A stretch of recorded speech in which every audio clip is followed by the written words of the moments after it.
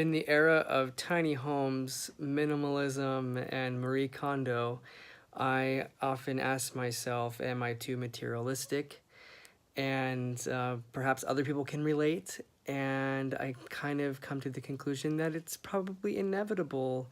It's an inevitable question and worry that we need to ask ourselves, because we live in a modern consumer society. But I like my stuff, and that's kind of the theme of this application. And I guess I am more akin to believe that there are better and there are worse versions of materialism. Raindrops on roses and whiskers on kittens, bright copper kettles and warm woolen mittens, brown paper packaging tied up with strings.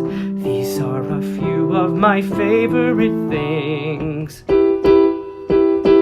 Cream-colored ponies and crisp apple strudels, doorbells and sleigh bells and schnitzel with noodles, wild geese that fly with the moon on their wings. These are a few of my favorite things. Girls in white dresses with blue satin sashes, snowflakes that stay on my nose and eyelashes, silver white winters that fell into spring. These are a few of my favorite things. When the dog bites, when the bee stings, when I'm feeling sad, I simply remember my favorite things, and then I don't feel so bad. Press. And even though you just watched 2 minutes of my stuff flashing before your face, and I recognize that there is an assumption that people who like prioritize things are inherently selfish, I'd like to put like materialism in the context of accumulation of stuff in connection with cultural materialism. So cultural materialists identify three social levels within culture that are universal no matter where you are or what year it is, what generation you're in, and it's a system in three parts that includes one, the infrastructure, two, the structure, and three, the superstructure. So for dinner, I cut open this avocado, and of course, class is on my mind, and I couldn't help but relate it to like the things that cultural materialists are trying to say in the way that they conceptualize society. So remember, we have the three parts. And like this avocado has three parts, at least. You can have like right here, number one, the seed, like the infrastructure, which is like the basic necessity for life. It's the basic, represents in society the basic needs for survival. And then two, you have here the structure of it, right? Which is like, it's like the meat. It is, it refers to society's way that we form domestic relationships. It's our economics, it's social, it's politics. And then finally, the outer part, the third part, you have the superstructure. The superstructure is art. It's religion, it's symbolism, it's ideology, it's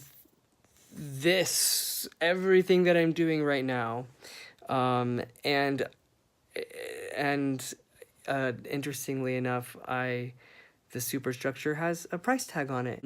But basically, I am making this video because when I read these assignments in class, sometimes I feel down, right? I feel like so bleak and gloomy because I'm like a horrible person and I have too much stuff. Okay, so the article entitled "There's No Shame in Being Materialistic, It Could Benefit Society" starts out by telling us pretty much what we already know, which is that highly materialistic people care less about the environment, they care less about people, and they are largely selfish and like stuff more than people.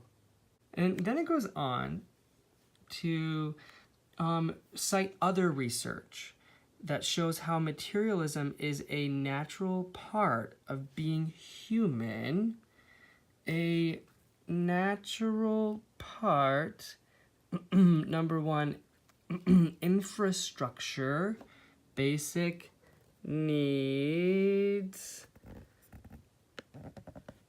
I think it goes beyond shop therapy, right?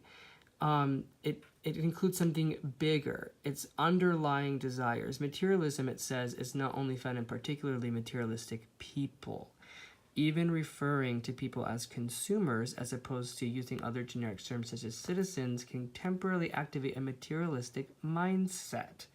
And consumers is something that we like to use a lot in a negative context.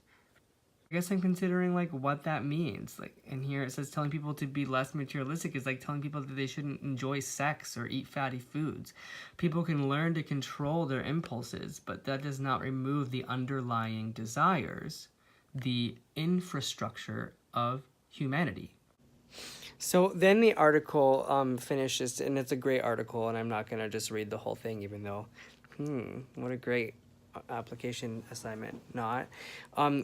It also, it found that materialists in general are meaning seekers rather than status seekers.